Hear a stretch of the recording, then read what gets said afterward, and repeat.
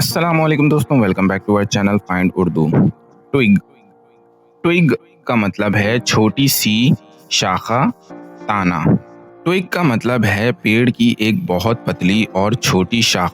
जब हम किसी प्लांट या ट्री की सबसे छोटी ब्रांच की बात करते हैं तो उसे ट्विग कहते हैं। बर्ड्स अक्सर ट्विग्स का इस्तेमाल घोंसले बनाने के लिए करती हैं। The bird picked up a twig to build its nest. परिंदे ने अपना घोंसला बनाने के लिए एक छोटी सी तने का इस्तेमाल किया।